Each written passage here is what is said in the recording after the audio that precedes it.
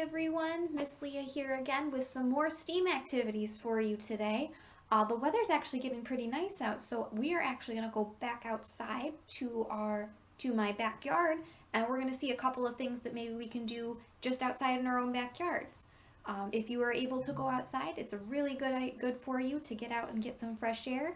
But do make sure if you do go outside, if you're going in your backyard or if you're going around your neighborhood or a park, make sure you keep the proper social distance from other people, wear a mask if you have to, and practice all the proper safety precautions.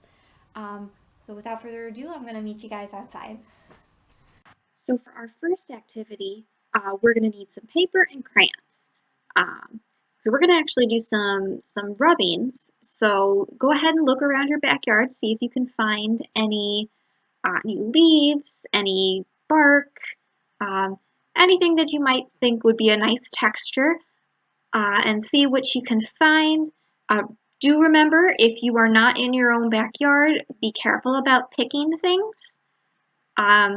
So make sure you have permission to pick things, or just go for things like leaves that are already on the ground.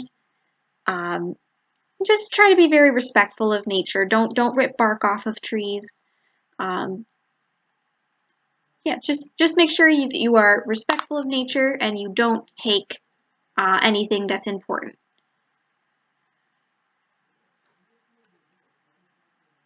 Okay, once you have your collection of items, all right, and once you have your collection of items, go ahead and grab your paper and your crayons, and you're going to want to go ahead and put your leaves, your other textured things underneath your paper. And then just go ahead and take a crayon and just rub it over the paper and see what textures show up.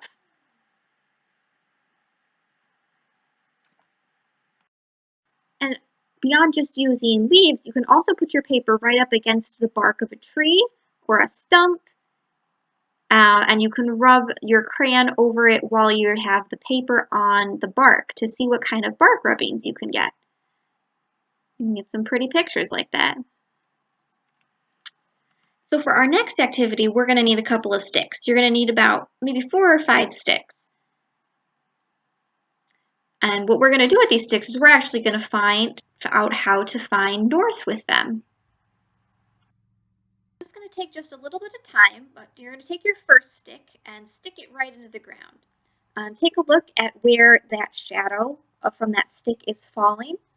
Take another stick and put that stick right at the very tip of where that first stick's shadow has fallen.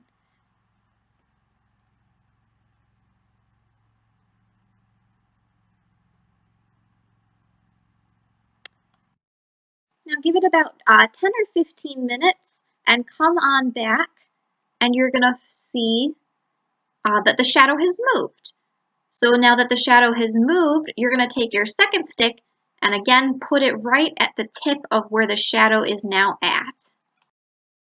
You're going to go ahead and wait another 10 or 15 minutes, and once again put a stick right at the tip of the new shadow.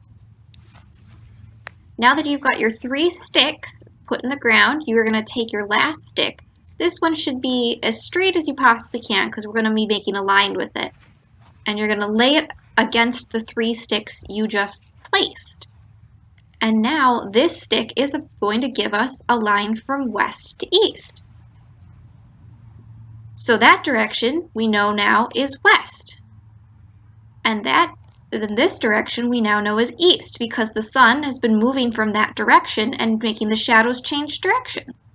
Which means if we know for sure that north is that way.